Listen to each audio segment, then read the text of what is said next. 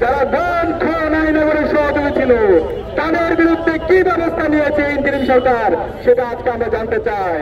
আমরা হুঁশিয়ার করতে চাই, খুনি হাসিনার যত দালাল আছে, খুনি হাসিনার গণ খুন আইনগর গণহত্যা এবং শিশু হত্যার যার সহযোগী আছে, প্রত্যেকের বিচার এই স্বাধীন বাংলাদেশে হবে।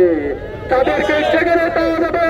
বাংলাদেশের মুক্তিকামী ছাত্র জনতা, সকল রাজনৈতিক দল, ছাত্র সংগঠনকে আমি অনুরোধ করবো, খুনি হাসিনার তুষারদের যেখানে পাওয়া যাবে সেখানে প্রতিরোধ করে তুলতে হবে, এদেরকে ধরে থানায় দিতে হবে।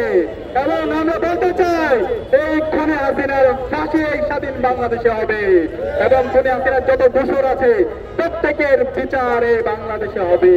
আজকে আমরা বলতে চাই, আমাদের এই মুক্তিকামী ছাত্র জগতে তারা ঘুমিয়ে যায়নি, জুলাই যে প্রজন্ম তৈরি হয়েছে তারা ঘুমিয়ে যায়নি, প্রতিরোধ করার জন্য তারা প্রস্তুত আছে।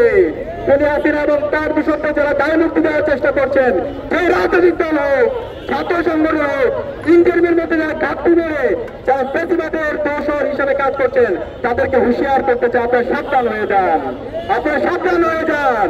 আপনারা যদি খুনি হাসিনাকে দায় মুক্তি দেওয়ার চেষ্টা করেন, বিচারের নামে আপনারা হাইকোর্ট দেখান, আপনাদের প্রত্যেককে আমরা দেখে নিব। আমরা অনুরোধ করবো, এই খুনি হাসিনার বিচারের দাবিতে আমাদের সবাইকে ঐক্যমত হতে হবে। বাংলাদেশে আজকে আমরা দেখতে পাচ্ছি রাজনৈতিক দলগুলোর মতো অনৈক্য, ছাত্র সংগঠনগুলোর মতো অনৈক্য। আপনারা এই অনৈক্যকে দূর করে জাতীয় ঐক্য তৈরি করুন। প্রতিবাদের বিরুদ্ধে বাংলাদেশ বিনির্মাণ করার লক্ষ্যে আমাদের সবাইকে ঐক্যবদ্ধ হতে হবে। আমরা আজকে ঢাকা বিশ্ববিদ্যালয়ে প্রত্যেকটা পয়েন্টে পয়েন্টে আজকে আমরা অবস্থান নেব।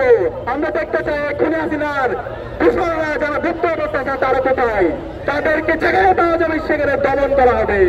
একই সাথে আগামীকাল বাংলাদেশের সকল মুক্তিকামী ছাত্র জনতাকে আমরা অনুরোধ করবো, আপনারা প্রত্যেকটা পথে প্রান্তরে অবস্থান নেবেন, যেখানে খুনি হাসিনার দূষকদেরকে পাবেন তাদেরকে ধরে থানায় দেবেন, তাদেরকে দৃষ্টান্তমূলক বিচার আওতায় নিয়ে আসবেন।